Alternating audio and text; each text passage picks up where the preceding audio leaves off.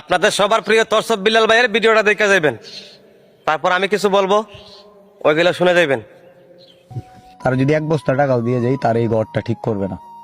আমি বলতে পারো কেন? কারণ এই ঘরটা ঠিক করলে তারা কেউ হেল্প করবে না, আর তার দরকার টাকা। সহজ কথা, অন্যভাবে নিতে পারো। সো গরিব যদি একটা মানুষ স্বাবলম্বী হয়ে যায়, এমন অনেক মানুষ আছে ভিক্ষা কইরাও 20-50 হাজার লাখ টাকা, মানে অনেক টাকা জমে আছে। এখন সে যদি একটু ভালো পোশাক আশাকে চলাফেরা করে, ওরা কেউ ভিক্ষা দিবে না, তো ও আর নতুন করে টাকা ইনকাম করতে পারবে না। এই জন্য তার স্বভাবটা ওইটাই থাকে। এটাও রাখেন আপনি। ভাই আপনার কাছে কোটি কোটি টাকা আছে, আপনি বড় লোক, কিন্তু আপনি বড় মনের মানুষ না। হয়তো আপনি অনেক মানুষকে সাহায্য করছেন, কিন্তু ওটা সাহায্য না, ওটা ছিল আপনার ব্যবসা। 10 টাকা দিয়েছেন, 30 টাকা কামাই করছেন। ওই বৃদ্ধা লোকটাকে অপমান না করলেও পারতেন। আপনি চাইছেন 10,000 টাকা দিয়ে একটা কাঠ কিনে দিবেন।